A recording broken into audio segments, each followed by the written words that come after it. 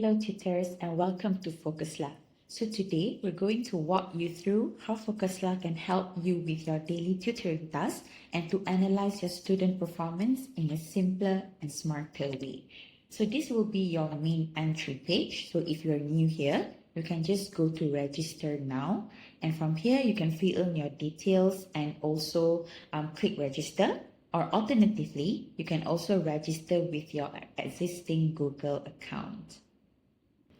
Once you have registered, you'll be able to see this dashboard. So first things first, you will need to create a class for your students. Now click here in this create new class, give it a name. Maybe let's say this is class Tulip, for example, and then choose which form the students are in and just launch the class. Okay, so now that you have this first class, you can click view. As you can see, there's no class for now, but once you do have them, you'll be able to see your students here, and you'll be able to also create and see the homeworks or the tasks here.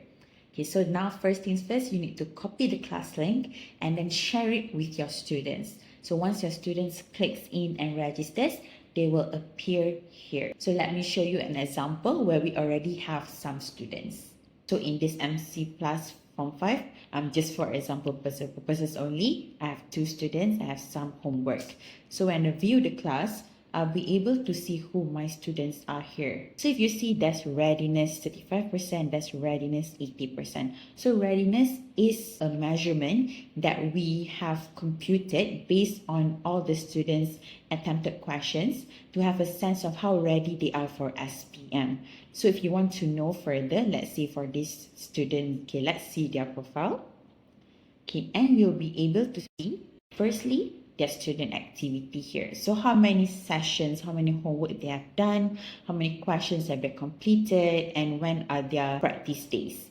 Here I'll be able to see as well their homework list and whether they have completed it or not, and the percentage of completion. So from here, you don't have to go and keep asking them, have you done it? You can just see from here. And the most valuable and important part is here, this progress analytics. So first you can see the readiness snapshot. Like I mentioned earlier, we measure their SPM readiness. So now she's at 80%. But if let's say it increases or decreases later, you'll be able to see it in this graph.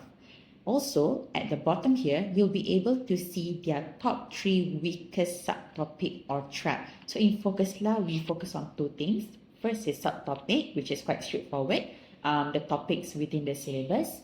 And traps are the traps within SPM questions that students often fall for, let's say on the keywords and etc. Okay, so from here, this student here, just now, her top weakest subtopic is significant figures, set, and right angle triangle. So where does this come from? Is from the questions that she has attempted that we have tagged to specific subtopics. So here it will help you to give a more personalized attention and also plan for these students now that you know where their weakest points are. And if you go back, homework list here, if you want to give them a task, you can just go here to create new homework. So in creating new homework, you can just name it. Let's say I just want to name it as set A maybe. Okay, then you can select which paper. So for mathematics, paper 1 is MCQ, paper 2 is subjective. Let's say I'm selecting paper 1. And then you can select the number of questions. I want to keep it simple, maybe just 5. Okay, next is you can choose whether you want to group the questions by subtopic or track type. So let's do subtopic, and then you choose which form syllabus that you want. Maybe you want, today you want to focus on form 3 subtopics. So I'll just choose form 3. And then from that, you can select the subtopics from form 3 and the total questions. So I have some of this. Maybe let's just do significant figures because that's what the student was weak at. But remember, this will be for all, not just for that student. Select the due date. And then if you have any note, maybe we will discuss next Wednesday, for example. Okay. And then if you see here, tutors don't have to pick the question one by one. So just from your choosing of significant figures and 5 questions, we will generate automatically 5 questions from this subtopic for you. So you can click preview and you'll be able to see. So this is the first question. And if you see here, the question is from a trial set from Kedah from 2022. So all of our questions are actually from trial and past year SPM. So next, this one is for MRSM, and then once you're done and happy with it, just click X and you can publish the homework. Okay, so now when you publish the homework, you'll actually be able to see your student completion, how many has done it, how many has not started. So like, because we just publish it, so the 2 students that I have earlier have not started it. And then you can see their progress here. So their readiness level and they're not started. We can actually click remind here and the student will get a reminder.